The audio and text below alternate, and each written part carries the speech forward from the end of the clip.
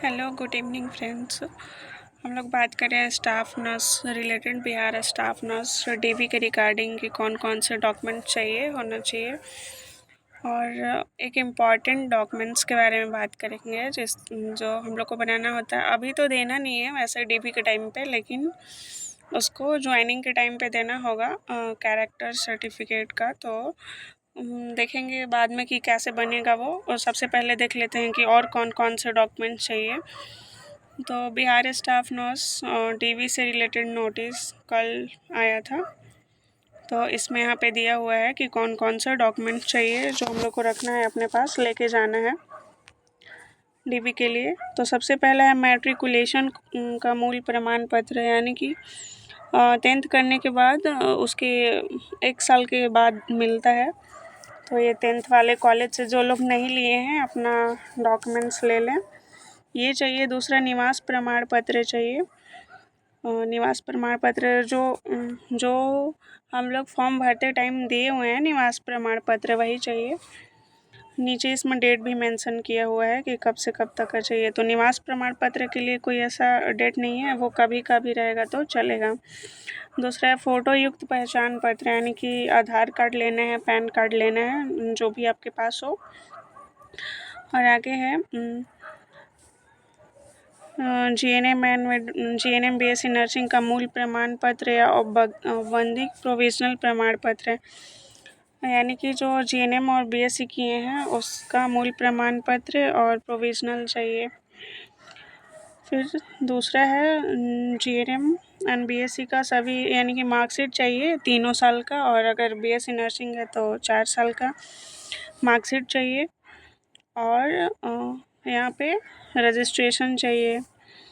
जो भी जीएनएम या बीएससी हैं तो बीएनआरसी से है, फिर जहाँ से भी रजिस्ट्रेशन है वो वाला रजिस्ट्रेशन चाहिए।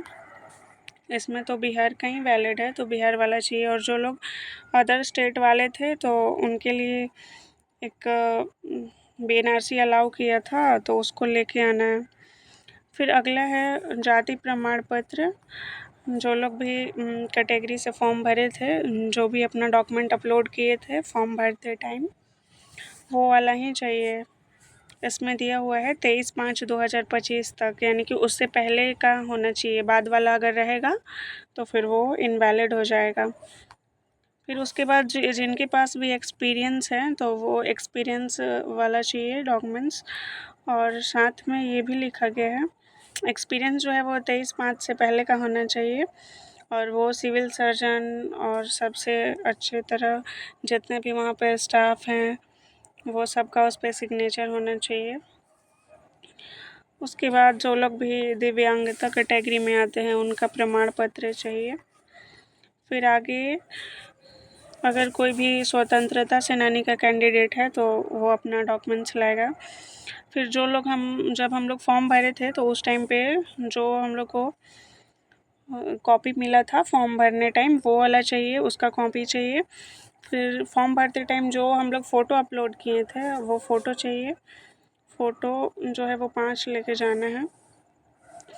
उसके बाद जो हम लोग का एडमिट कार्ड आया था तो हम लोग एग्ज़ाम के टाइम अच्छे से रखना होता है, उस पर इन्विजिलेटर का सिग्नेचर होता है तो वो वाला कॉपी चाहिए।